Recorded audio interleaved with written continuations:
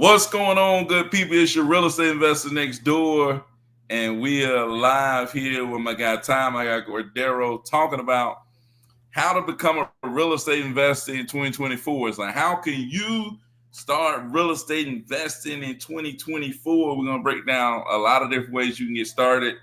In some ways, we can help you get started.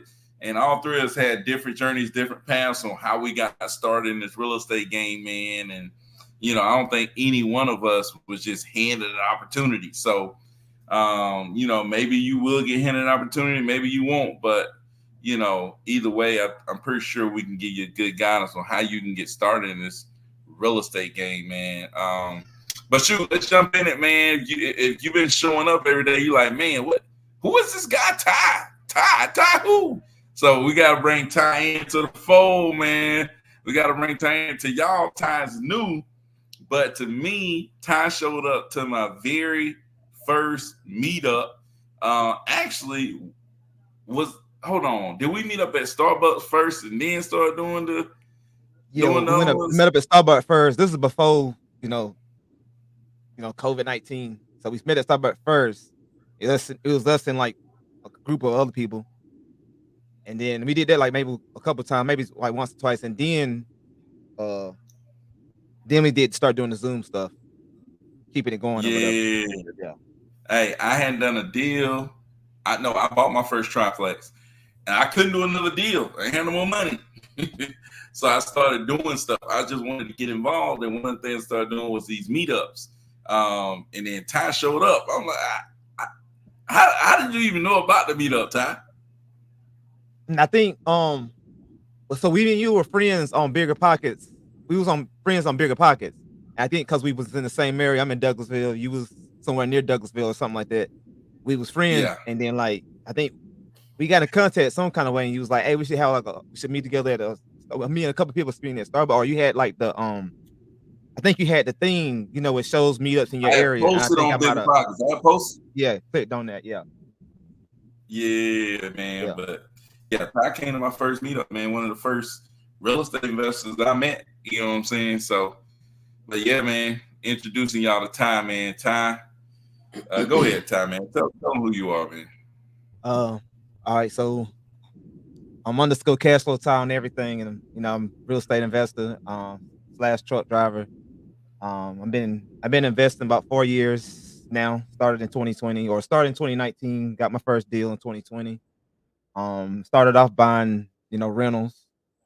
We bought like 3 of them in our first 18 months of like actually investing, and then we switched it up. We getting ready to go into the short-term rental market because I was gonna sell one of the rentals to 1031 exchange it into a short-term rental, and I just couldn't find anything in that little window that they give you. And then I ran across Byron again as far as catching up to what he was doing. And like last time I had talked to him, he had just told me, he was like, "Man, I'm getting ready to start wholesaling." This was 2 years prior. He said, "Get ready to wholesale," and I was like, I think I had just bought my first rental, and when he said he was getting ready to start wholesaling, so this was like summer 2022. And then I think the next time I seen him or talked to him, I think he was buying. He had made so much money that he was getting ready to go buy a truck. And he was like, "Man, what kind of truck I need to buy?" Or whatever. That's kind of what it was. And then I started like looking up what he had been up to, and I started seeing like he ain't just like wholesale. I'm talking about you don't turn this into an empire. So like I started looking and start following all his videos. So from that point, I looked at all his videos, and shoot, me and my wife like start doing what he was talking about doing. And man, shoot, that first 21 days, and we got our first wholesale deal after just following everything he was saying doing. So I knew it was real from that point, and everything else was up from there. That's when he was back on the text messages. Yeah, that's when he was. Yeah, this is like So this is like May 2022 or April 2022 or something like that, and he was texting like crazy. Yeah, doing launch control, and I didn't even start with him. I actually started doing call tools first. So we started cold calling first. We got a VA and everything, and then he had another meetup at Starbucks. Again, the same one, and I had met some people out there. And there was this couple there named Jake and Allison. They were there, and they was talking about they using launch controls also, and they was telling me how it was. So that night, I went home and got launch control, and then that's when I started texting too, and then that's when we got our first deal like right away. It was like I want to say it might have been that same week or the week after that. We had got a deal. Dude, a doctor had a home. He's a tired landlord. He had a home. He was trying to sell for like 150. I mean, Yeah, yeah, he wanted like 150 for it, and it was a pretty good deal. So we locked it up for 150, and we found a buyer at 168, and that was the first deal. The first deal was 18,100, and I, that money by itself, even though I had done did like deals and I had done did refinances that were like my first refinance was like 90 grand that I yeah, did. So I had situations where I had to make some money, but I had to work hard to make it. Not to refinance, but like in the truck, I had to like work really hard to make it. But to make 18,000 by just yeah, going out and hunting, I never did that. And that yeah, right there just changed my life. It's like I ain't had to break a sweat. I just did everything pretty much virtually. And yeah. that blew me away. I was like, man, this is it right here. For sure, man. That is a life changing experience. But one thing too that y'all should know about Ty, I think he touched on a little bit. He wholesale. He's owns rental property. Done flips before, and so when it comes to real estate investing, you kind of have touched more than just the wholesale. So from your perspective of being like a more full all around investor, what is your favorite form of investing and why? Um, yeah, I mean, what's your favorite one and why? But then which one are you like your end goal? Like, I still want to go more in this direction long term. Man, my favorite one I would say I think flipping has been my favorite. I think just because like my first flip was a really good situation, really good deal, and just going in, seeing the house, and putting a little touch on it, and it being looking the way it looked. I like the development side as far as like my favorite, but as far as like active, like far, but wholesaling to me is like when we do a wholesale deal, I mean, whether it's 2,500 or it's 20,000. I really love them because they Yeah, take least amount of work and least amount of upfront money. yeah. Um, and then the rentals are cool, but you dealing with them tenants sometimes they get crazy with them sometimes. So they cool, but I know that's the long term as far as the passive income down the line. That's the long term play. But I mean, I'm just like Byron. The thing I want to do eventually ends is be able to have those big multi-family properties that are generating tons of income. But as far as active income daily, wholesale is really what I like because it's less work. But flipping is cool too. Yeah, man. Both Ty and Byron are just they the big dogs. I'm telling you, I'm just like Nah, they let me in the group. yeah, Cordero. I could, Nah, I could come chill, and that's pretty much as deep as it nah, gets, man. But nah. Jaden had to torch you up, Byron. He said you just got back from out the microwave. We don't know what you did because you took him out. Dude, nah, I don't know what was going on, man. They trying to shut me down down here, man. They trying to shut me down. I ain't even at home. They trying to shut me down. They trying to stop my live. So, but nah, man, I had to turn my Wi-Fi off and just go straight cellular data on them. So, but Uh, I don't know what's going on, man. yeah, Byron reporting to you live from the I'm talking about he The from the real sticks, hood. Stick. middle of nowhere. You're not in the bricks, but you're in the sticks, man. Gold And in the gold mine. Yeah, in the gold mine though. It's definitely a gold mine. In the gold mine for sure. So yeah, man.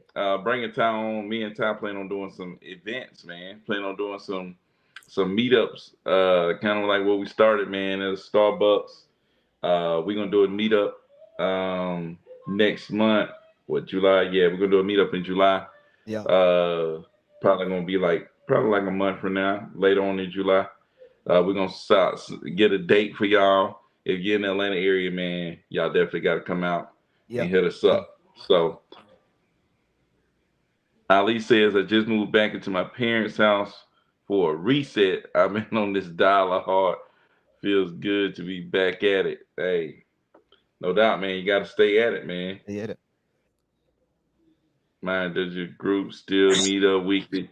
Dude, I really don't have a group that meet up weekly, except our mastermind group, and that's like a group of people that's doing deals. They doing, six figures a year type people that's out here really doing it. You know what I'm saying? That's the only people that I meet up with now.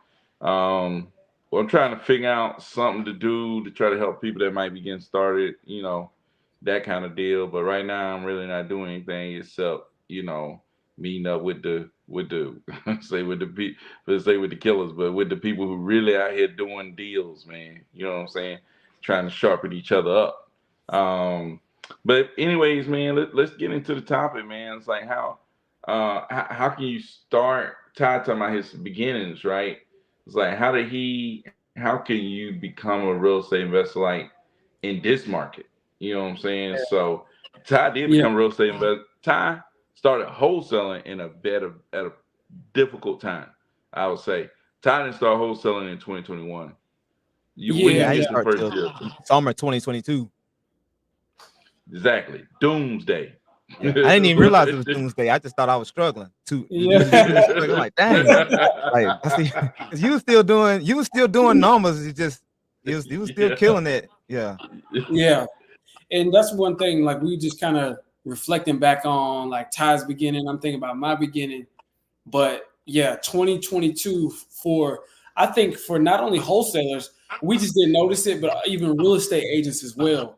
A lot of things reset. If you were in the business of home transactions, that means houses going from one hand to the next. That came to a cease almost at one point. It almost just stopped. It felt like, but it slowed down greatly. For example, if you was in rental property didn't notice a like dip for real Yeah. in the last couple of years. Like you see what I'm saying?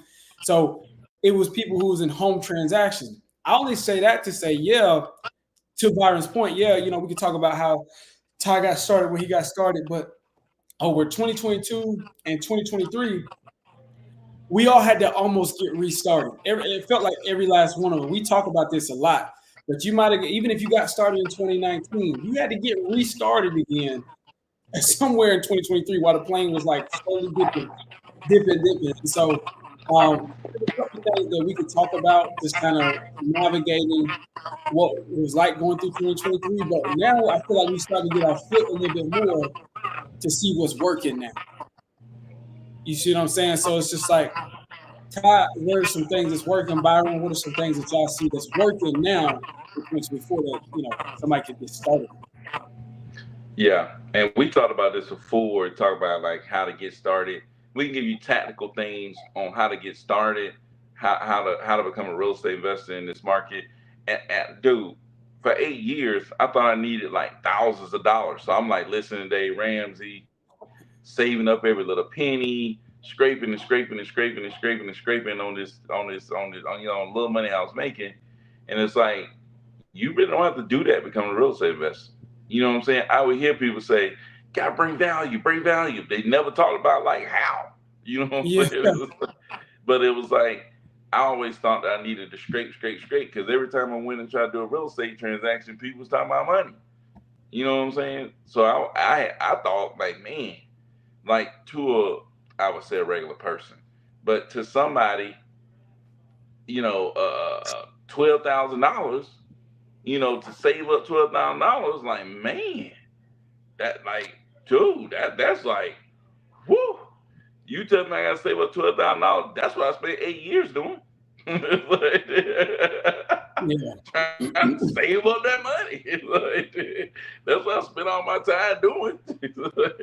Then when I finally got it, I blew it all trying to, buy some real estate. Then it's like, man, you tell me I gotta go 8 more years trying to save to try to, try to do this again. So it's like I think some people think they gotta have or they gotta save that much money. You know what I'm saying? It's like I don't know, man. Um, but I didn't realize that I could do something else. You know what I'm saying? I didn't realize there was another way to make money or more ways to make money in real estate, because there's more ways to make money in real estate than wholesaling. You know what I'm saying? It's a lot more stuff in this game that you could be doing to get your foot in the game. You know what I'm saying? Um, that kind of deal. So, but anyways, man, we got to see what this time out. It said, move to wow, Detroit house for a 24K assignment. God, dog, hey, that's man. what's Yes. up. Shout And I out to and the CEO, man. shout out to the CEO because I didn't even know they had 24K houses, period, in Detroit at all. I thought all houses in Detroit. In the D, baby. In the D. Hey, CEO, are you in? Well, Michigan, not Detroit. Michigan. You gotta say it right. You okay. got to say it right. Do you live in Michigan, CEO? Where you at, man? Can you remind us again? 2 days posted for sale. Off. All right. So where did you post it at, by the way? I'm curious. Yeah. Where did you post it at, CEO? Hey, and the CEO, man, we supposed to have you in the and on Sunday, man. You got to come through, man. We got to see what you're talking about. We got to get you on the horn, man. So he got the lead from Speed to Lead. Speed, I told y'all don't play with Speed to Literally, Lead. it's not Detroit. It's Wayne County. Yeah, man. We had somebody up there that was fooling around up there in Wayne County, man. Yeah, I know about So Wayne. we know a little bit about that. Yeah. Yeah, I was in there last Sunday. Yeah, we saw you comment a couple of times, man. The Oh, CEO. okay. I remember him. I remember him now. Yeah, show. But so Jason says you used a deal. Oh, so I think maybe he dispoed it through Speed to Lead. Oh yeah, I think it might have been you, CEO. Somebody was mentioning how iSpeed to Lead kind of has like what's it called? The big buyers list thing that they got. I think that was Phil Banks that said something about that. Yeah, he said something about. But what's the other company called? Investor Lip. It's like iSpeed to Lead has something that rivals Investor Lift or something like that. But I'm curious, is it? I mean, if he said he got it off in 2 days, I'm saying, Sheesh. That's what's up, man. But shoot, but back, to talk about like how can somebody get started these days? You don't have to sit there and save up all your money and wait years to get going. You know what I'm saying? I really think that you just have like, no matter what you want to get started in, I think literally the best foundation in real estate is figuring out how to find a good deal. Like that is the heart of real estate is finding a good deal. You know what I'm saying? That's the heart of real estate is 100%. finding good deals. Like, dude, Yeah, no matter what, you got to find good deals. So the art of finding a good deal, whatever you want to coin yourself, you just need to learn how to find good deals. Because if you can find a good deal, you know, you're gonna be in the game.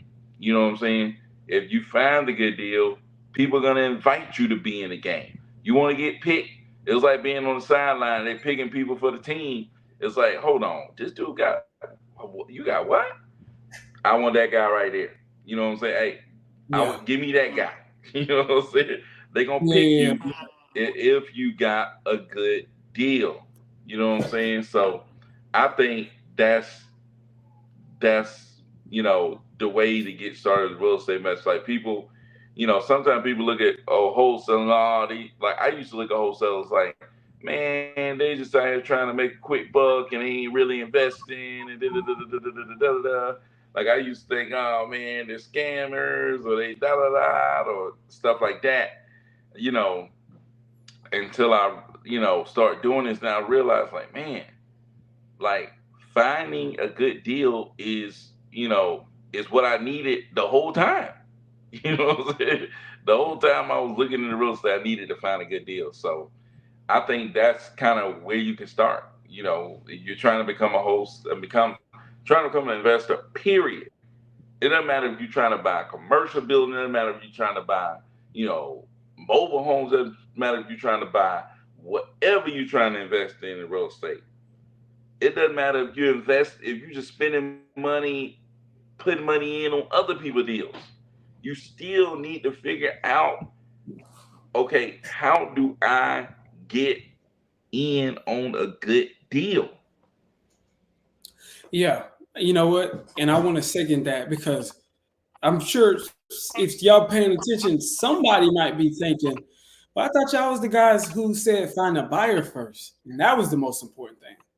No, ultimately, nothing moves without the deal. The deal is the heart of this business. The deal is your product. If you were selling watermelons, if you had a watermelon stand or a lemonade stand, then the deal is the lemonade. The deal is the watermelon, right? And then you got to go find customers because it's all about the business and both sides are important. We know that a deal is the utmost important, but what we say here is, how do you know it's a good deal? If you're a brand new person, there's so many gray areas, so many gaps, and then you got to say, well, how you know it's a good deal? It's about finding buyers that'll help you point you in the right direction. That's why we always talk about, connect with buyers. They'll help you fill in the blanks for you. They'll help point you in the right direction. They'll tell you what's a good deal, right? But ultimately, at the end of the day, what you have to do to get started is going to be based upon your value in this entire business is going to be centered around your ability to get quality deals. Because you got to understand, when you find a quality deal, this is what you've done. You found a seller in distress in some way, shape, form, or fashion who needs you.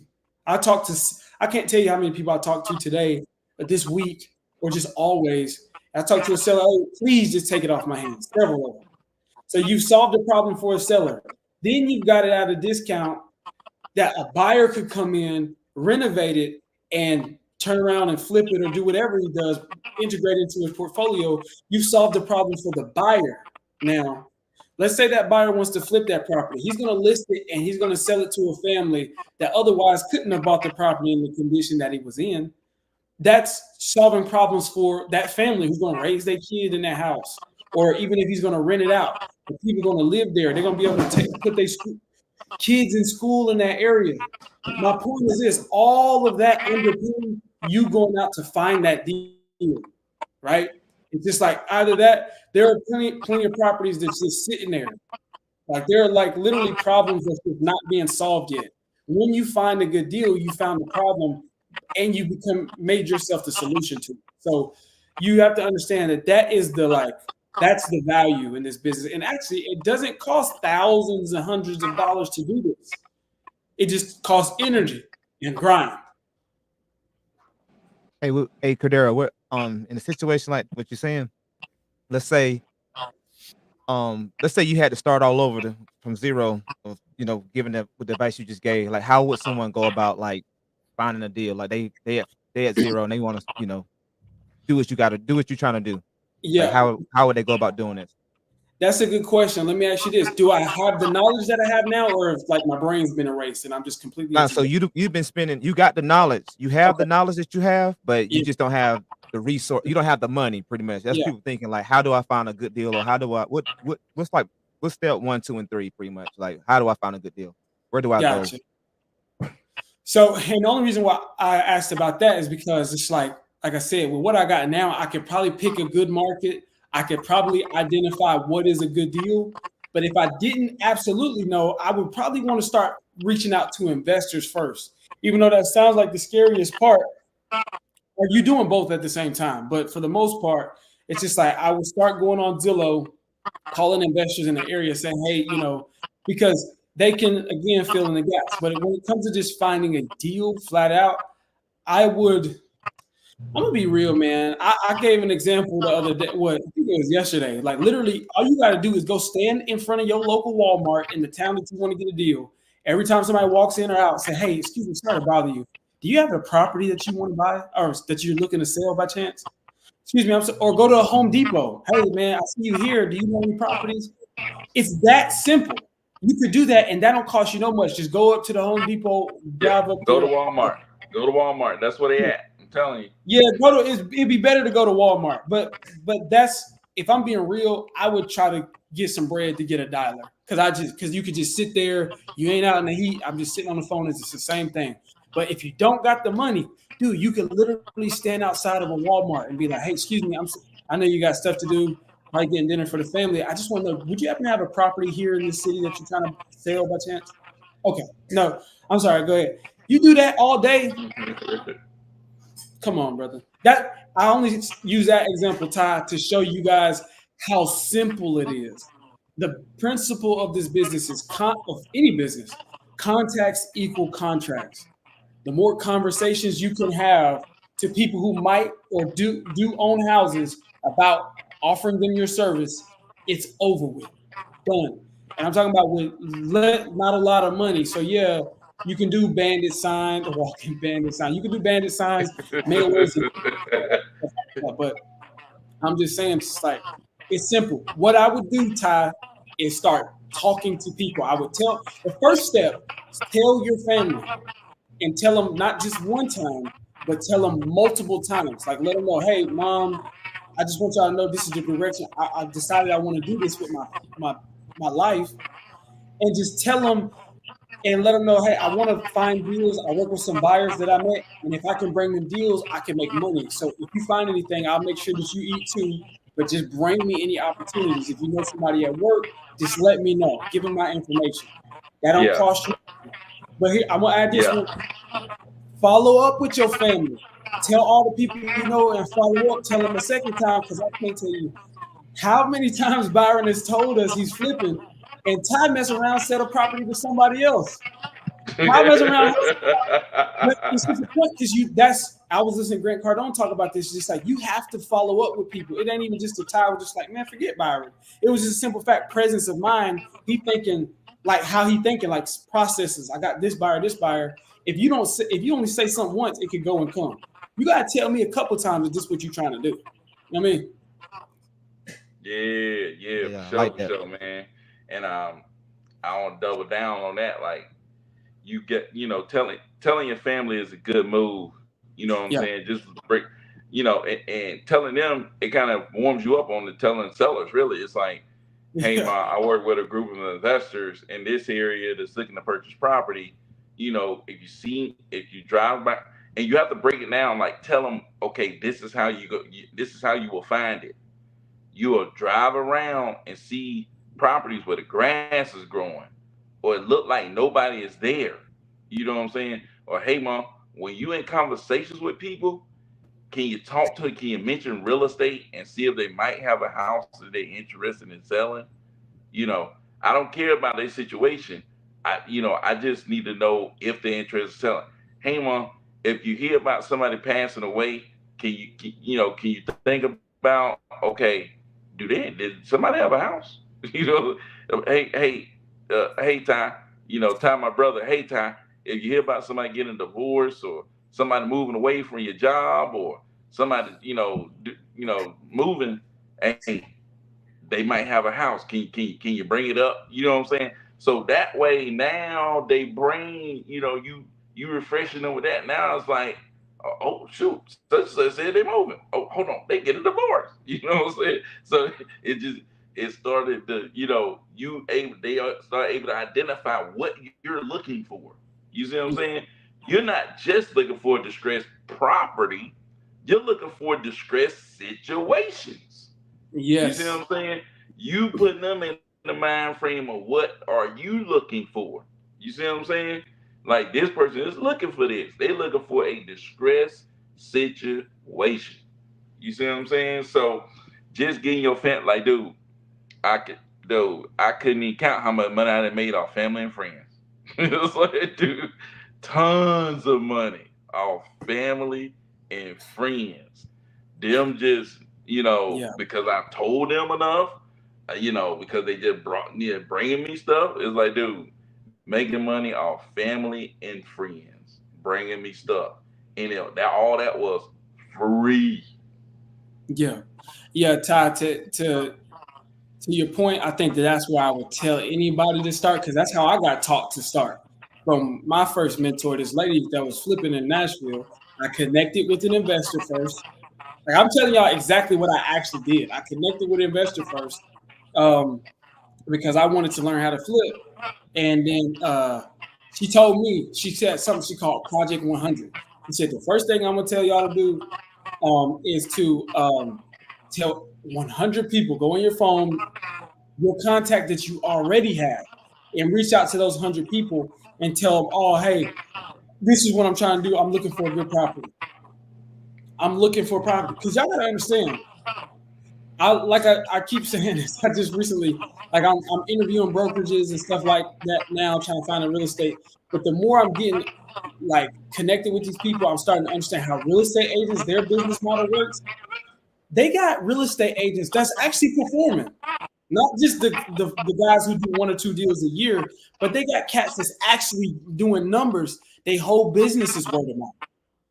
The power of back when I worked at Verizon Wireless, they had something called NPS. That's when you leave the store or something and they send you a survey. How likely are they'll send you a survey, a couple questions, but notice they always ask, how likely are you to recommend this company to a friend? That whole survey is actually for that one question. The other questions are just fluff. That one question is how they measure what they call NPS, because word of mouth is called Net Promoter Score.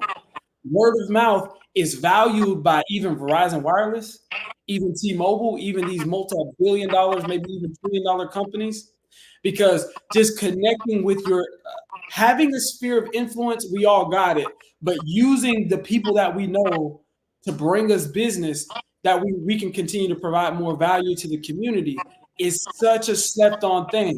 I slept on it. That was how I got my first deal. And then from there, I was like, let's cold call. And I forgot, tell your mama. You know what I'm saying? So that's what I would tell you. Get started there is like tell your people and double, triple, follow up with them like you would follow up with some sellers. Continue to remind them until you're known as that. They know, oh, Cordero's the real estate guy. Ty, this is what he does. So when let's say I do that with my family and they get someone that has a house they want to sell or something, whatever's going on. Like, how would I say to them? Do I be like, hey, I want to buy your house, or like when they get ready to call, or if I call them, be like, hey, I'm Ty, I want to buy your house. Like, I don't know what to say, or what would you say to these people?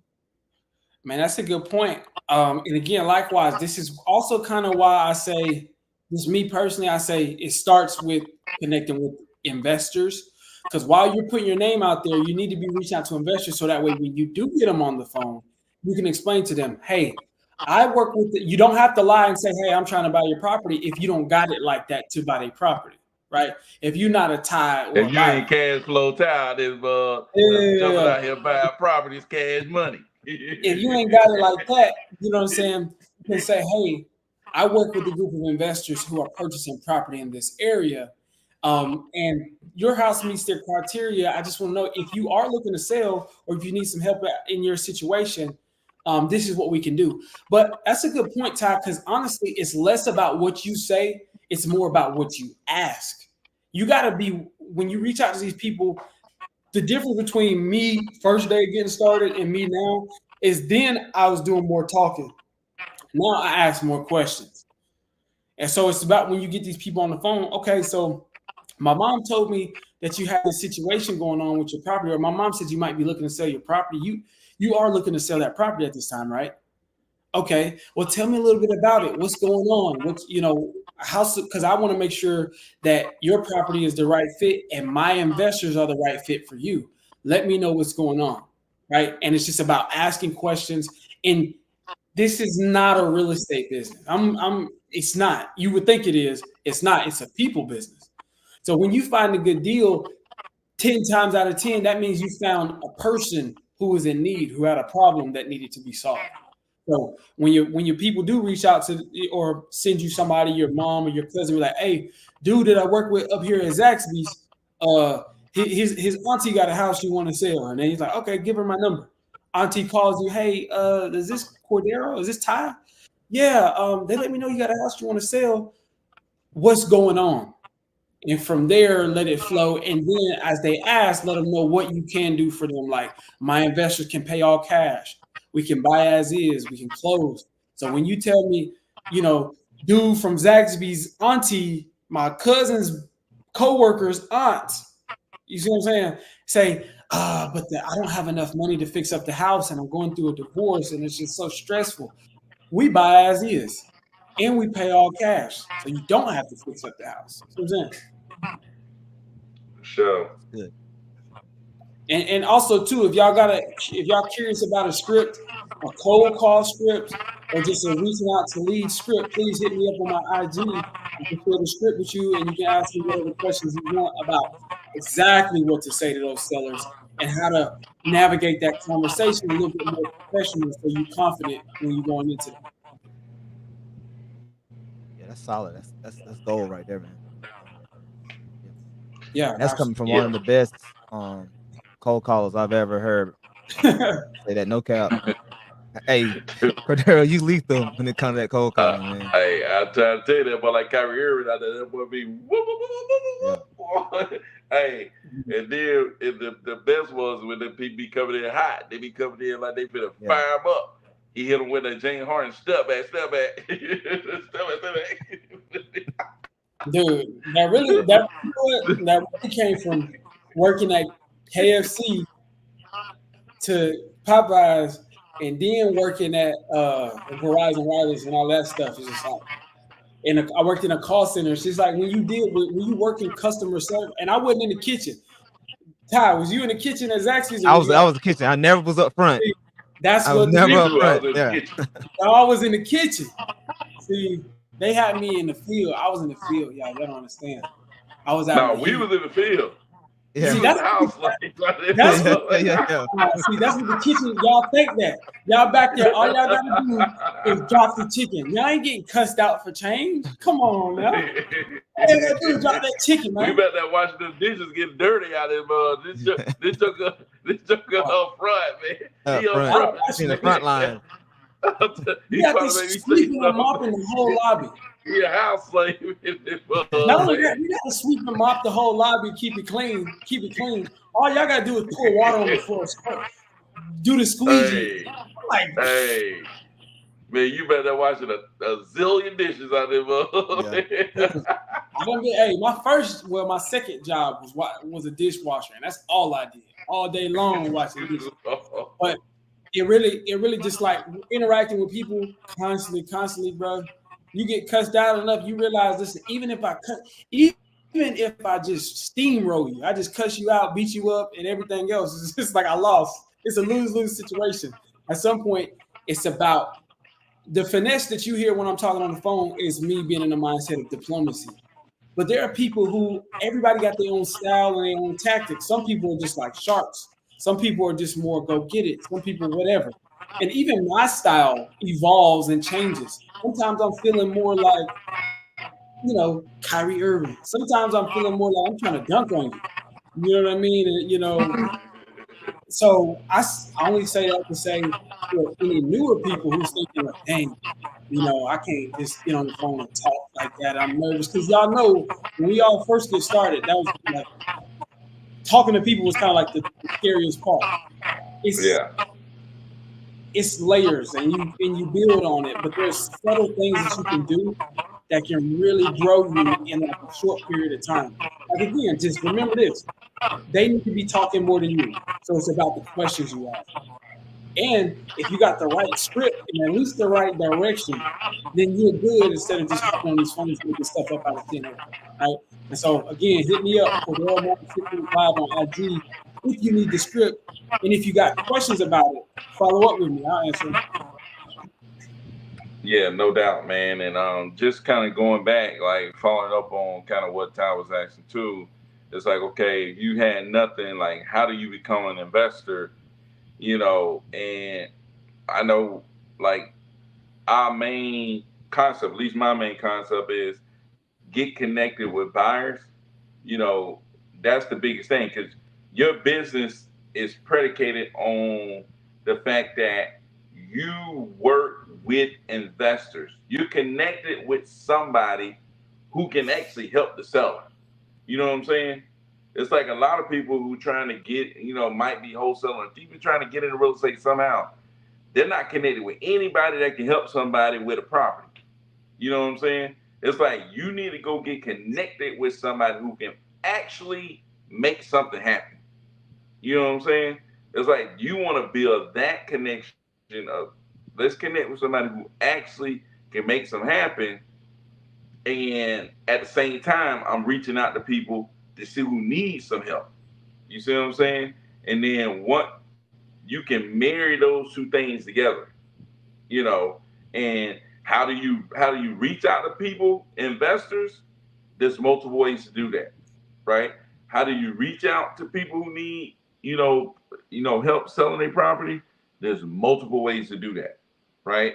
So, but the concept of, okay, I'm gonna get connected with people, the investors, agents, the real shakers and movers in a particular area, and then I'm gonna use that connection, that contact, right, to then be able to turn around and say, hey, Ty, you got this problem? Well, I work with these people over here, and they can help you solve it. You see what I'm Yeah. saying? Yeah. Boom. You turned your contact into a contract. You see what I'm saying? So that's, it's multiple ways to get that done. But either way, no matter which part of real estate you're trying to get into, you need to connect those two sides, and you need to build relationships with the buyers, because the buyers are constantly looking to buy. You see what I'm saying? That's their business. It's like Cordero said, it's a business to business relationship that you're creating, right? The individual people, they got, most people are gonna have one property they're gonna sell you. You see what I'm saying? It's like they're not a business. They're not a business, but the buyer is a business, Yeah. right? Most buyers, they have created a business out of this, in that you are creating a business to business relationship, a buyer and a person who's providing discounted properties, right? Those two businesses are building a relationship, right? And then you have the individual sellers that you're dealing with. So go out and you want to build, your business. You need to connect it with cash buyers who have businesses, and then that's when you're able to go out here and service individuals. You see what I'm saying? Hey, how do you like find out who is like a real buyer? Because like I was at a real estate meetup last, whenever it was that Thursday we was at, and it was a dude that came up to me. He was like, "Hey man, what you got going on?" I told him what we do or whatever, and he's like, "Oh, if he got anything, send it to me." I was like, "Oh, just give me your buy box." He's like, "Nah, nobody does that." He's like, "Just send me whatever you got." And every time when people say that, I be thinking like, okay, so if I send you a house that's like, $30 million, are you gonna Yeah. buy it? You know what I mean? Yeah. So like, how do you like find out who is a legit buyer and who just BSing around and probably daisy chain you? Well, I mean, Mm. somebody came up to me like that. I'm like, hey, what do you buy? You know what I'm saying? You buying commercial units, or you buying self, or what are you buying these days? Like, what's the last thing you bought? You know what I'm saying? You Yeah. got any deals right now that you're working on? You know what I'm saying? You got any deals right now? What are you working on right now? You know what I'm saying? I want to know a little bit about what you're working on right now. You know. Oh no, I ain't got nothing going on right now. Oh, okay. You know what I'm saying? It's like, well, tell me about the last property you bought. What's the last one you bought? He You said know. back in Well, I ain't really 19. bought that since 2019. All right, then. You know what I'm saying? It's like, you know what I'm saying? So, that's what I do. I go, what are you buying now? You know, and what's the last thing you bought? That's the two things gonna tell me what you buy, really. What you doing now, and what's the last thing you bought is telling me those two things right there tell me everything I need to know. Boom. You know what I'm saying? I'm gonna ask you them two questions. I'm gonna get to them two questions. Well, okay, yeah, man, I seen whatever you got. What are you working on right now? You know what I'm saying? Just throw it up. Yeah. Okay, man. Yeah. Give me an email, man. I'll send it over to you. Hey, well, what are you working on right now? Oh, I ain't got nothing I'm working on right now. Oh, okay, yeah. I ain't got nothing really I'm working on right now either. What's the last thing you bought? You saw anything recently? Boom. Yeah. Here we go. You know what I'm saying? That'll tell you if they're a real buyer. Now, if you just looking on Facebook, type of deal or bigger pockets, man, and somebody that's new to real estate, new to wholesaling, told me this today. It's like, dude, the stuff that you do, that you be talking about you doing, that you just basically investigating people all day. That's the truth. Bro, Same thing with the bro, buyers. You just yeah, investigating, looking them up, searching them, googling yeah, them. What kind of house they live in? You know what I'm saying? Who are they friends? You know what I'm saying? Are they hanging out With Byron and Ty. Yeah. yeah, They are hang they out hanging with out Byron and Ty, or they just hanging out with Cordero. That's You what I'm know, saying. Are they at the, they just, you get on their page, all you see is clubbing and doing whatever. Yeah. You don't see no real estate stuff. No You real know what I'm estate. saying? yeah, you know, they ain't got nothing posted up there except cats or they playing Madden all day long or something like that. It's like, dude, you don't see That's all. nothing of that mug. Got pictures Or throwing then up you go gang down there signs and and you stuff. see, you see rehabs, you see pictures of rehab, you see videos. Hey man, I'm out here in my rehab. Da da da da da. Most time, if people are flipping, if they really flipping, they gonna post something. You know what I'm saying? If people in business, they usually post something. You know what I'm Yeah. saying? They post something. You know, or they friends with people who posting stuff, and you can see them interacting. You see what I'm saying? You'll see them interacting. You'll see them be friends with a bunch of heavy hitters, and you'll see them interacting. You know what I'm saying? You know, the people who ain't posting online, they either ain't talking about nothing, or they just so heavy in the game that it's like you said, it's word of mouth. Like they heavy, then they word of mouth. You know what I'm saying? Um, some people are like that. You're not gonna find a ton of people that's like that. The majority of people gonna be posting online. You know what I'm yeah. saying? Especially That's the with way it flipping. is. I know there's some people, like even like real estate agents. We even talked to a guy last Sunday, or at one point when he was, when Dwayne was telling us about it, like he ain't really online. There's some people that's just knee deep off in business, and they got business avenues. But you gotta think like flippers, even cats who work with like the hedge fund company. Hold on. One time somebody showed us a hedge fund company. They was like, here go the acquisitions manager for this hedge fund company. And they was like, reach out to him on Facebook. Bro, we looked him up on Facebook, Byron was torturing him. He was like, this can't be dude. Like, what he got going on? Like, you will get judged by your Facebook page by Byron. But Dude, um, hey, I'm it, looking at your Facebook. I'm looking at all your social media. I'm searching yeah. everything about you. You know what I'm saying? I'm searching Yeah, you man. up You and interview down. them like a job interview. Just like how would you look? But I think honestly too, it depends on how you come across that person. That Byron is more of a specialist in this regards when it comes to meeting buyers. But one thing I have noticed is like how you come across them. You gotta understand, like if you meet them at a meetup like Ty, you know what I mean? Then odds are he could be a real buyer or he could be it's like literally 50-50. You know what I'm saying? Unless everybody in the room is like, no, he's definitely the guy. Like let people around him vouch for him or her. But if you meet him on Facebook, it's like 70, maybe 80-20, 80% trash, 90-10. It's 90-10. Unless you vet them out. You know what I'm saying? Like Byron was talking about. But then go on places like Bigger Pockets. Or this is what I mean. Intentionally look for your buyers. Go look for properties that have just recently been flipped. We showed you guys how to do that on one of our lives. Go check it out. Just go back and watch all of the lives until you find that one. But go reach out to people. Look at properties on Zillow for free that have been recently flipped. Call up the real estate agent for free because their contact information will be there. And you say, hey, are you working with investors? You connect with that agent who has multiple investors.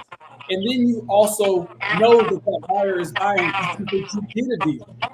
You don't gotta ask them what their criteria is. You just look it up. You just found their property. Okay, he's doing 3-2s here in Murfreesboro, Tennessee, on this street. He just did a flip like that. You know what I'm saying? So that's why I say it's just like it also is about how you find them.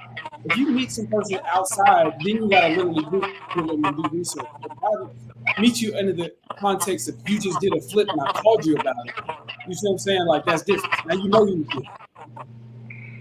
Yeah, for sure, man. So yeah, I think that's big, man. And one thing that I've been really good at is if once you find a buyer and you know they legit, you gotta raid they friends. It's like you gotta go find like if they whatever social media they on, and you don't just go to go look at their friends. You go who are they commenting on? who's coming on ears, and they going back and forth with them, like talking to them, like, hey, like me and Ty talk, like Ty coming on my stuff. The way that I talk to Ty, you could tell, like me and Ty really know each other like that. You know what I'm saying? That's how you know, like, oh dang, he real too.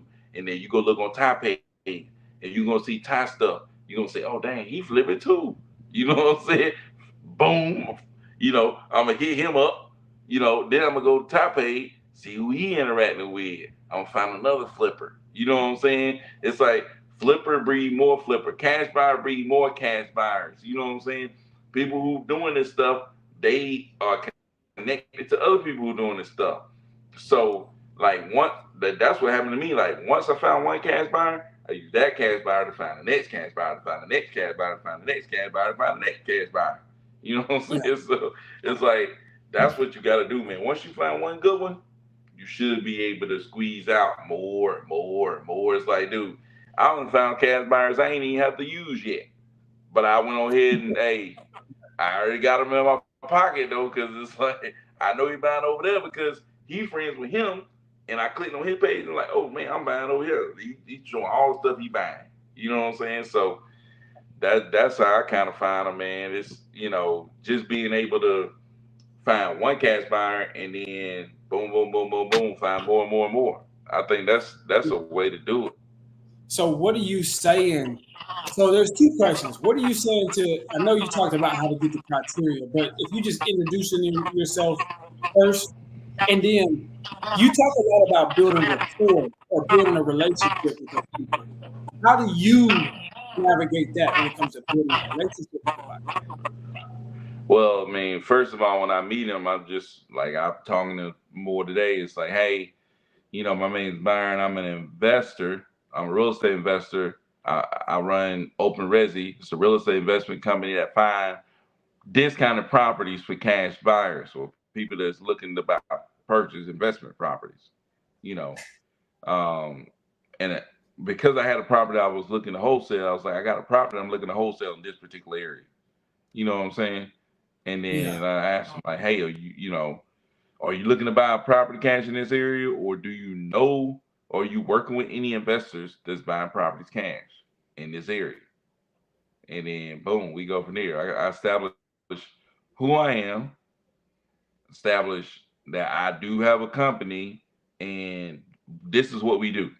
We find discounted properties for real estate investors, that's looking to buy cash, So that's kind of that's what I established, at the beginning of the call, and then I kind of go from there. You know what I'm saying? After that, it's all about, like that's usually when I got a deal. If I was just calling a random person, like Ty was just a random person, I would kind of have the same approach. Be like, hey, Ty, my name is Byron. I'm from Open Resi. That's my company. We service cash buyers by bringing them discounted properties. You looking to buy any properties in this area, or are you looking to buy any real estate investment properties? If so, we love to bring you some properties. Boom. That's how I approach people. Yeah. But when it comes to, so that's definitely the initial approach. But when it comes to, because I know you're real good and I really learned this from you, but separate as the relationship goes on, as you get them some deals and as you close deals with these people, how do you remove it from being transactional to being like, not, they ain't got to be coming to your house for dinner, but like you got a connection where when they see you, they gonna answer the phone. You know what I mean? Because I've had some buyers where it's just like I did multiple deals with them and I never connected with them until I learned that I should be doing that. Yeah. I mean, most of the time, inside the deal, I kind of, make it more about, less about the deal. I make it more about servicing them than, being technically transactional. You know what I'm saying? It's like, I always, let them know, like, hey, look, I'm trying to make sure that I get this property, at a price that you kind of needed at, that'll work for you. um, and just really let them know that you trying to service them first. like in that way. You know what I'm saying? And let them know like, hey, I know how it is. I know, that if a deal is tight, yeah, I know the deal is tight or whatever. And just let them know like, hey, I don't know. I'm sorry. I'm not one of those, wholesalers or whatever that know how to keep information from buyers. I'm going to share all this information with you. Like I'm gonna be straight up with you. I'm not gonna hide anything from you. So I kind of go into that a little bit, um, and then I always just try to just have regular conversations with people. You know what I'm saying? It's like I like to get into regular conversation with people, just start talking to people, like regular people. Like I was talking to this agent today, and I'm like, man, you just start talking like regular people. You know what I'm saying? I don't know, Yeah. I don't know what it is. It's like start talking to people like they my friend. You know what I'm saying? It's like, you know how it is, country folks, man. You in the country folks, man. You start talking to people for a second. I talked to you a few times. Next thing you know, we talking like we didn't knew each other forever out this thing, man. You know what I'm saying? Start talking to people, laughing. Just it ain't all about the transaction. It's not all about me making money. That's another thing. It's like, hey, I'm here to try to help you get some business done. You know what I'm saying? Every time I pick up the phone, I don't know, if people even respect this. I pick up the phone, like, hey, hey Eric, how you doing, man? I'm doing good. Yeah, man, good, good, good. I'm gonna greet you every time, asking you how you doing. You know, and just start talking like regular conversations. You know what I'm saying? Like a lot of sometimes I only go straight into talking about the property. I'm just talking about, how you doing, what's going on, what you got going on right now. Did I reach you at a good time? You know, all that kind of stuff. Just telling them what I got going on. Yeah, I'm down here and such and such on vacation, or yeah, I'm traveling over here. Yeah, I'm on the road right now, man. I got a long drive ahead of me. I'm gonna drive 2 hours to go to this this event down here, such and such. You know, if I ask you how you doing, you ask me how I'm doing. I'm finna have some conversation. You know what I'm saying? And Yeah, then no. we're gonna get into then we'll get into what we jumping on to talk about. You know what I'm saying? Believe it or Yeah. not, the people are regular people. Like they're Yeah. regular people. Yeah. They might have some type of interest in what you talking about. You know what I'm saying? They might have something to say about what you talking about. Yeah. You know what I'm saying? So that's what I would say. Just start talking to people like regular people. Ask people how they doing. I ask people how they doing every single time we get on the phone. Like me and Cordero talk right now. Hey man, what's going on? How you doing? You know, we Yeah. ain't on the phone. Call back 10 minutes later. Cordero, what's up, man? How you doing? It's like, you know what I'm saying? You know what I'm saying? Hang up the phone. Call back 5 minutes later. Cordero, man, you good, man? What's going on, man? How you doing? Like, it's like, dude, if you ask me how I'm doing, now we're gonna talk. Now Yeah. we in No, conversation. that's such a good point, man. That's such a good point because it's true. Just as far as like the sellers being, excuse me, the buyers being real people. If you ask me how I'm doing, if I ask you how you're doing, likely you're gonna ask it back. That's true for the buyers. You do this with sellers. Yeah, that's what I'm about to say. I, That's also very true with the sellers. Like, just in general, everybody you talk to, this is a people business. And I think we get so technical and do this like this that you forget, like, just be a person. I can't tell you how many times I get this in the dialogue. I still get in the dialogue to this day, and I hear people say this, wow, you actually sound like a real person. That's why they stop and give me the time of day. I had a lady just yesterday say, I wasn't going to tell you this about my property. I'm not selling it now, but I will be selling it next year. I wasn't going to tell you because I usually don't even bother with these calls. But you sound like a real person, right? Because I'm treating them like they're human beings. I'm not like, hi, Mr. Cash Flow Ty, Mr. REI next door. Would you mind if I? No, I'm like, hey, yo, what's going on? And I connect with people and I meet them where they at. And if you ask them how they're doing, likely they're going to ask you how you're doing. So just keep that in mind. Whatever. Talk to people, treat people like real people. Realize that they got needs and desires that need to be met. It's just ironic. not even ironic. It's just obvious almost when you think about it. The same thing Byron does with the buyers, and that you got to do when you're interacting with your buyers, is really the same with the seller. See what I'm saying? It's really the same as with the seller. So keep that in mind. Yeah, for sure, for sure. And then, as you go, let's say if they tell you something that they got going on, you bring that back up. You know what I'm saying? Just like Cordero would do with a seller. It's like if they tell me, yeah, I'm going to my son's travel ball game, you know what I'm saying? Or I'm going to my son's baseball practice, or I'm going to my daughter's, dance rehearsal. It's like, you bring it back up, you know, you just ask some questions about it. I don't know, like a regular person, man. You know what I'm saying? If Cordero tell me that he had something going on, and he come back and we talk again, like, hey man, you know, how did that practice go? You know what I'm saying? How did that such and such go? You know, I'm pretty sure you wore out after going out there and spending all day at that baseball practice, man. Or Yeah. something. Just making a comment or saying something about what they got going on. You know what I'm saying? So that's what I'm saying. Just treat these people like you're a regular person. Don't treat it like they just so much better than you, that they higher than you. Most people, don't have a regular conversation with people all the time. So to be able to talk to somebody, to be able to have a regular conversation with somebody is like, yeah, I mean, it's kind of, people want to have conversations with people. You know what I'm saying? Yeah. So, you know what I'm saying? So yeah, man, Yeah. that's kind of what I do. And then, like I said, don't make it all about me. You know what I'm saying? People like when you don't make stuff all about you. That builds relationship.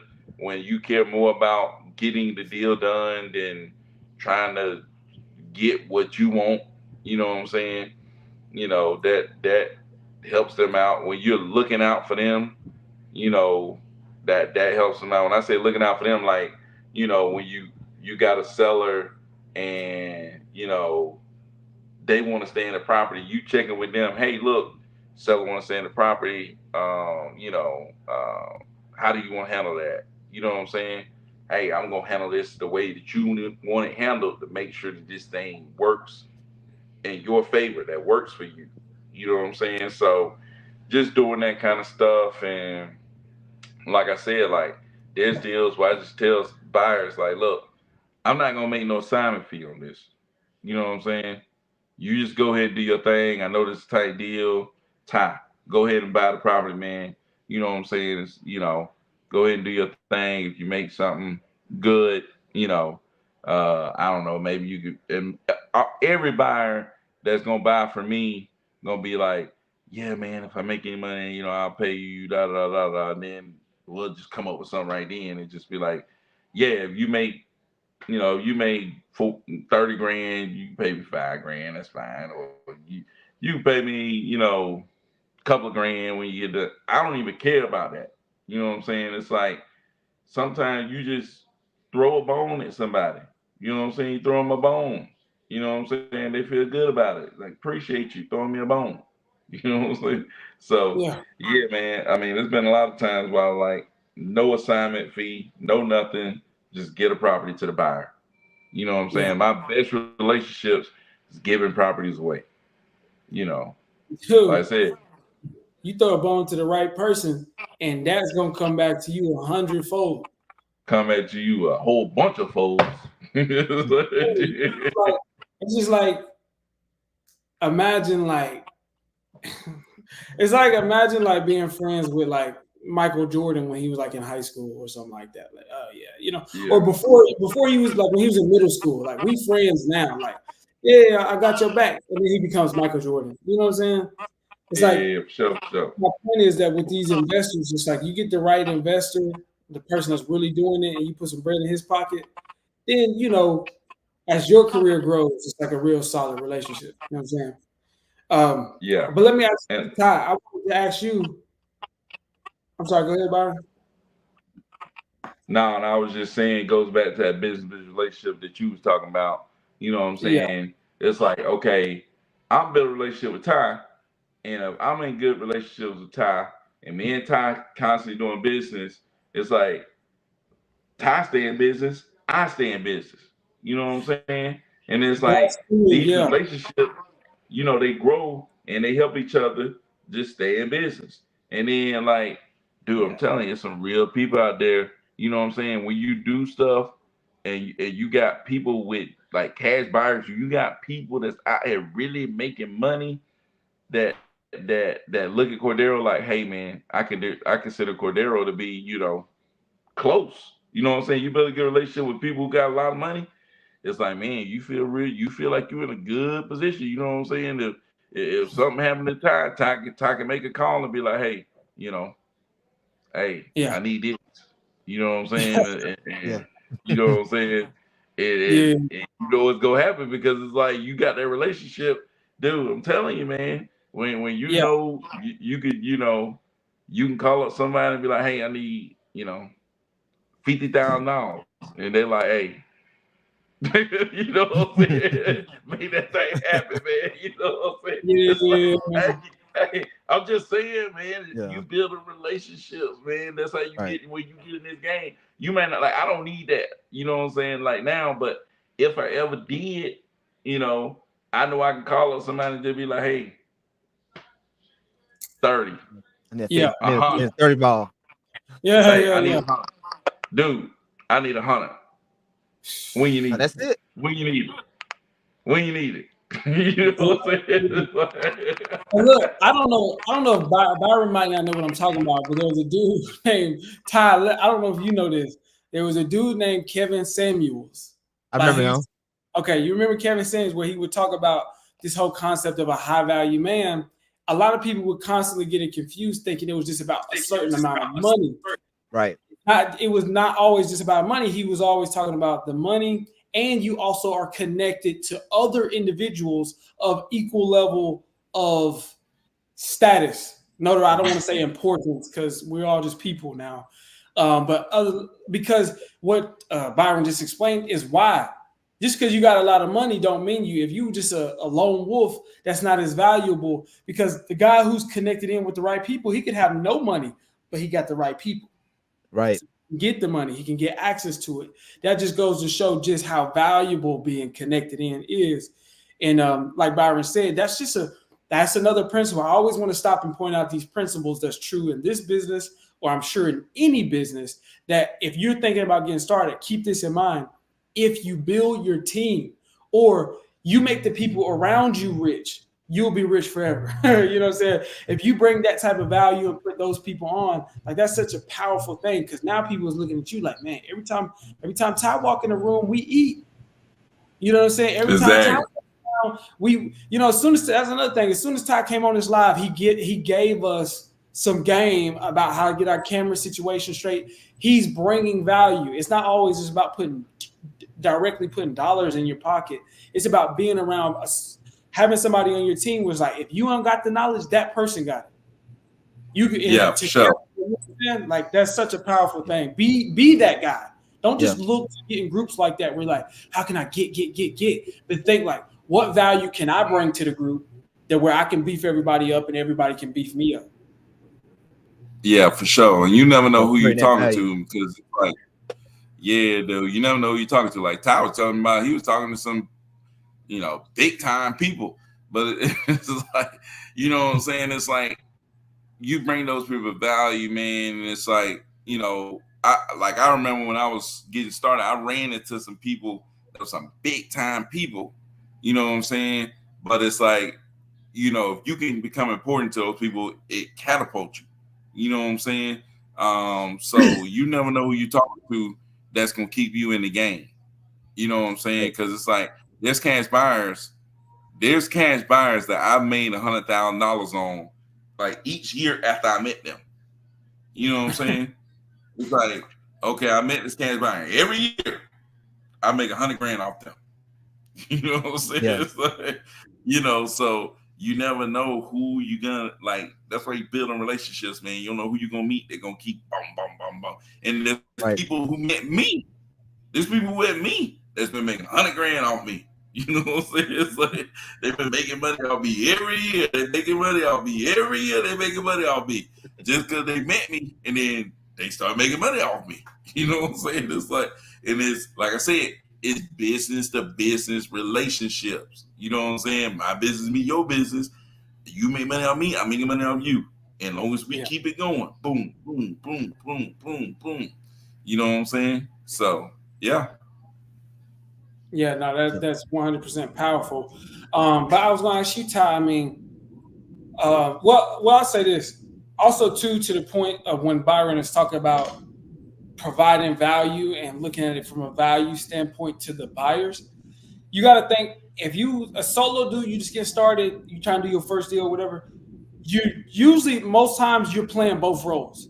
You're trying to figure out how you can provide the value to the seller and be of the utmost service to them, while also providing value to your buyer and being of the utmost service to them. So you might find a seller who needs to stay in the property after closing, and you find a buyer who doesn't do that at all. You know what I mean? Or doesn't have the capacity to do that. I need to buy the property now. So there have been times, it's just like you kind of got to weigh your options. There have been times where me and Byron are meet in the middle on a deal, and it's just like, yo, the seller wants it. He's like, nah, buyer can't have that. And there are times where we'll go to the buyer and get a little bit more leeway from their end, and then there's times we'll have to go shut the seller down completely. Like, dude, no, you can't do that. You need to get the heck up out of there. It's over.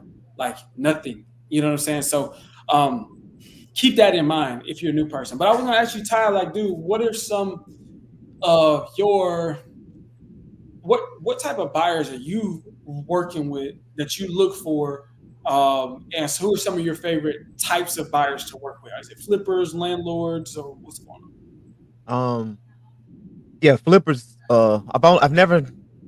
I think I've had one landlord buyer, but most all other ones were flipper.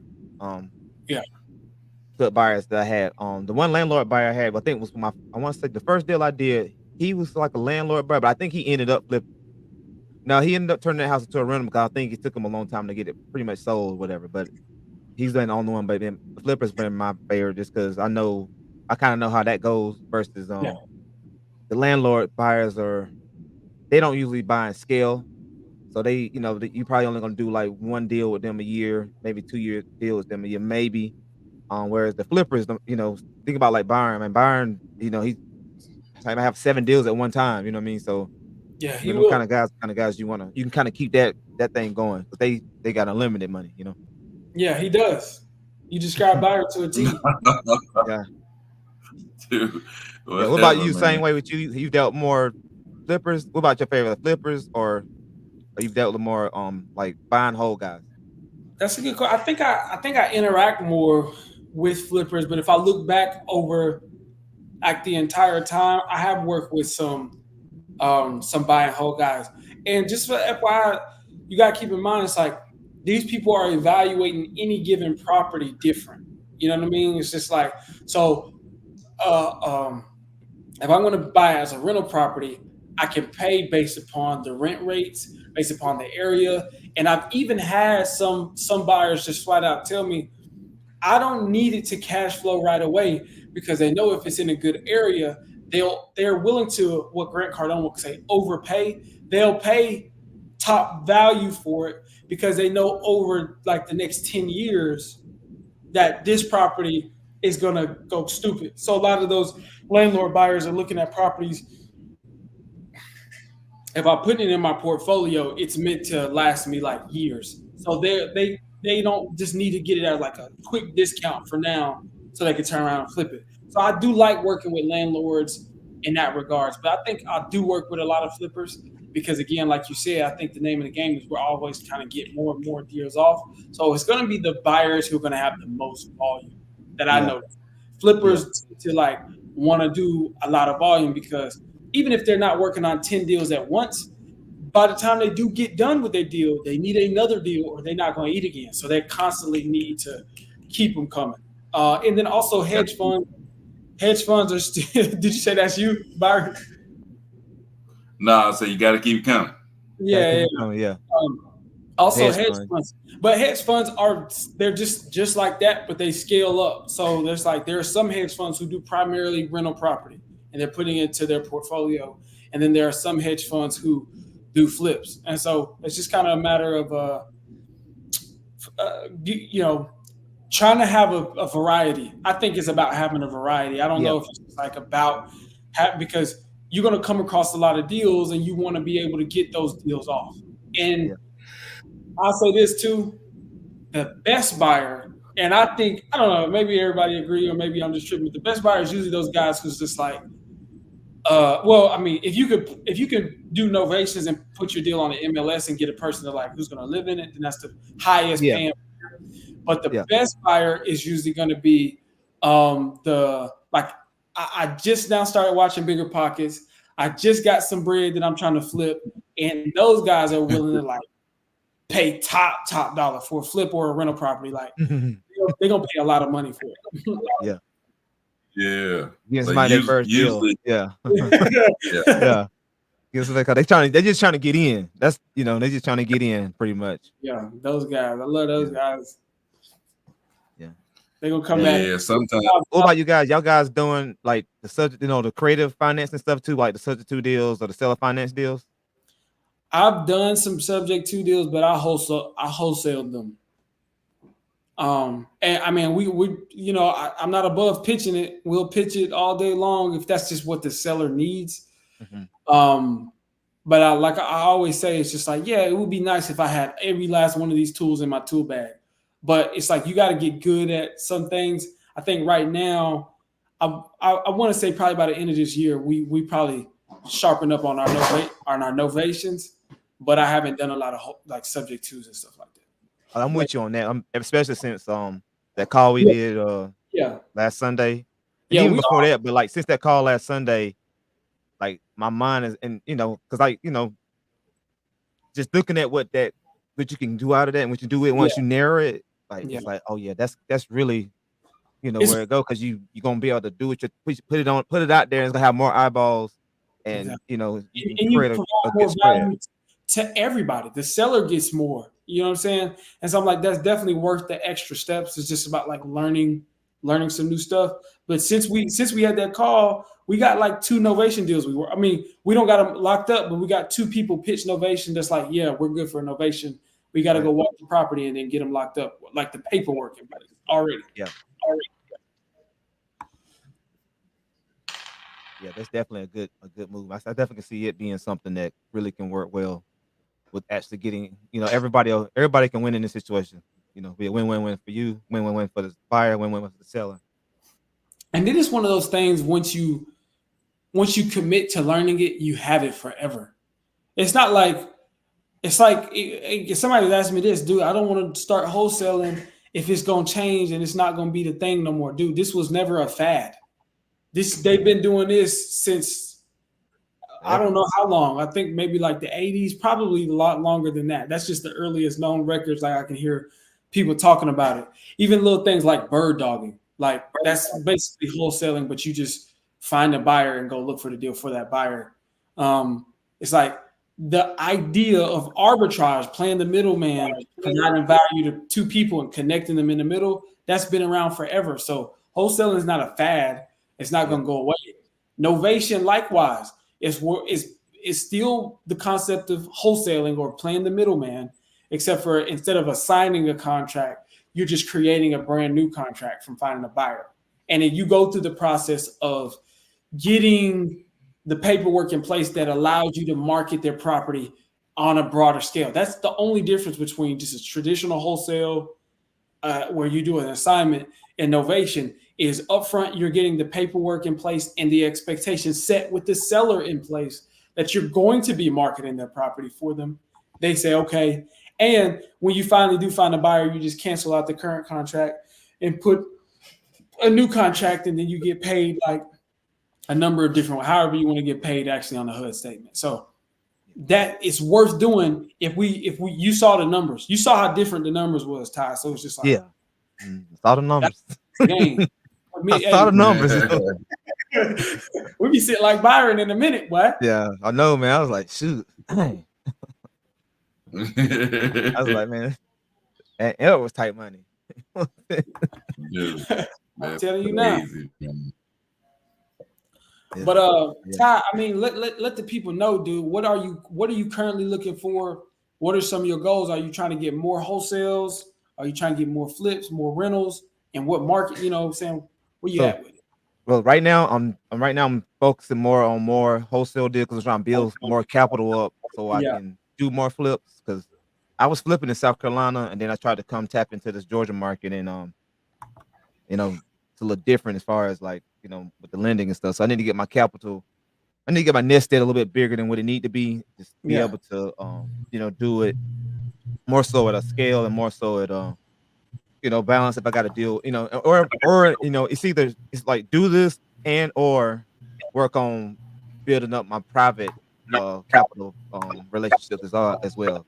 'Cause that's the one thing I don't want to do. I don't want to be flipping and be relying on hard money on every single flip because it can be really expensive and you can like leaving a lot of money out there. But you get private money. Like my first deal I did in South Carolina as far as the flip, it was hard money, but it was structured like private money. I mean, the Yeah. the institution paid for the property all up front in cash and gave me all of the rehab costs at closing, Mm.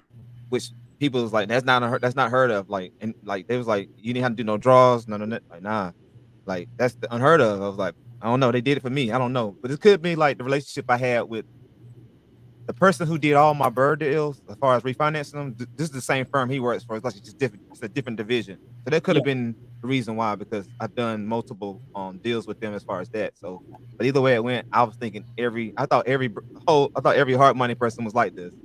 So when I got here, it's like, yeah, I'm gonna just do it in Georgia, and I started realizing like, nah, it's like you gotta come to the table, a whole lot more money, Say, don't worry like build that. build my capital up, and or work on raising private capital as well. And that's where but right now I'm just focused on just doing more wholesale deals, novation deals, and also the buying method with the short sale deals, like trying to do a mixture of all three of those.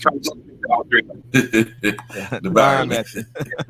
How can people bring you more about? So is it just here in Georgia or in Carolina or where are you wanting to grow mostly? So right now my focus is more so of here in Georgia because that's where I have a lot of my relationships with. Now I did more of my flips in South Carolina, but I have relationships there too. So if people want to bring me deals in South Carolina, most likely there will be deals that I could probably, help them, take care of those deals as well. But my main focus is just like here in Georgia because this is like where I'm focused at. I got my relationships here, got my boots on the ground here. So like really just like mainly just Georgia as far as like, you know, those kind of deals. But I've done deals in Georgia, Alabama, and South Carolina. It's just South Carolina got these new laws with the wholesaling and stuff, so I hadn't really been focused on the areas. But South Carolina is still a great area to do flips, and you can double close there. And I know people there that's still doing large wholesale deals. But So Yeah, for sure. what would be a good flip for you? Like if you was doing a flip here in Georgia, or just a property that you know your particular buyers will be looking for, so you can wholesale, somebody can got you. bring to you. A good flip here in Georgia be something that's like 1990 and up built. 3 bedroom, 1.5 bath, uh, minimum of 1,000 square foot, about 2,000 square feet, 2,500 square feet. Not too big, not too small, but just kind of in the middle. That's I'm just thinking about. I like to try to keep my rehab costs under 50, under 75,000. A lot of times. So usually when you start dealing with those bigger homes, the rehab costs end up getting up there. So and the reason why I said 1990 and up because I've done homes in 1960s, 1950s, and stuff like that, and they're not bad to do, but it's just like them houses. You know, you have to pretty much do everything and to go in and do new electrical, new plumbing, new everything. Versus the house I did in South Carolina, man, that house was built in 1997, and I mean that was the perfect flip. I mean, we went in, we did the floors, we went in, painted, pressure washed the house, cut the grass, swapped out, the vanities and stuff like that, and I mean, and then put a new sink in there, new countertops. We were done. It was a quick, easy in and out flip. I just didn't price it Look, right. I just didn't price it right. I tried to be greedy and price it as high as I could price it, Yeah. and I was competing with new bills, and everybody was like, pretty much was like it's a nice house, but I'd rather go buy a new bill, and that's what they did. And eventually, when I put the price where it should be, it sold quick. yeah. Pigs get fed, hogs get slaughtered.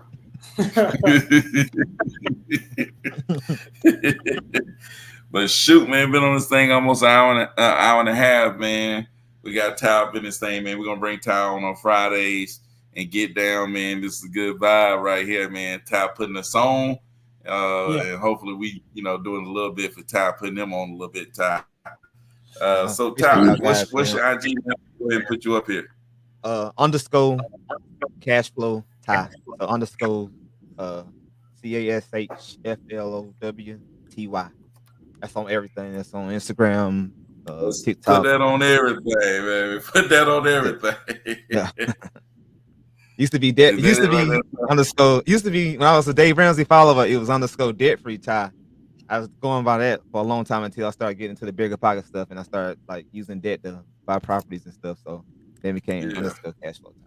Underscore cash flow Ty, man. Ty making big moves, man. Y'all go check him out. You go check Ty out. Shoot, if you into trucking, go check Ty out, man. I started my trucking company off the stuff that Ty was telling me, and I was going to watch his videos to set up my stuff in trucking. So yeah, Ty posted some videos on the trucking deal, man. He getting it done. And of course, if you're trying to be cleaner as the cleanest, then you can go follow Cordero, the cleaner of the cleanest, Mr. 615 himself. You know what I'm saying? If you got any questions, like I said, I'll share my script. Bobby Mack know. Jay, y'all know I share my script. If you want to join our acquisitions team, hit me up on my IG, man. We got, it's always busy, but we rolling. If you ready to rock, you know what I'm saying, then you can really get a part of our team. We got Jay. He brought a lot of muscle. He's about to get, he's liable to close his first deal by the end of next week, almost. It feels like, or get something locked up pretty soon. So if you want to beef up your acquisitions, you want to join the team, you want to get a little bit about the script or just how to talk to people, come to Death Row. Not just playing. Add me on IG, Cordell. You know what I'm saying? Wild, man. But hey, this episode was brought to you by Open Resi, man. Open Resi is a cash buyer throughout the state of Georgia, man. Go check out openresi.com. If you're looking to sell a property in Georgia today, they are a cash buyer. So if you're looking to start wholesaling, you got a cash buyer right there, Open Resi. Go check out openresi.com. You can submit properties there. They give you cash offer within 48 hours. So go check them out, man. That's openresi.com, OPENRESI.com. So, but shoot, man, we finna get out of this thing on y'all. Appreciate everybody who came through. Who that is? Shami, Ron came through, Jay came through, Antonio, what's up? The CEO came through, Bobby Mack came through, Jay came through. So man, we're Ali, can't forget Ali. Ali came through. Nita, long time, man, long time. Nita been down with the crew, man. So appreciate everybody who came through, man.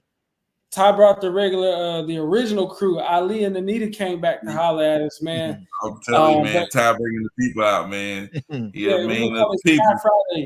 Ty Fridays, dude. Ty Friday, no doubt, man. No doubt. But shoot, man. Shout out to Ty. Shout out to everybody. Appreciate y'all coming through. Until Monday, man. Peace out.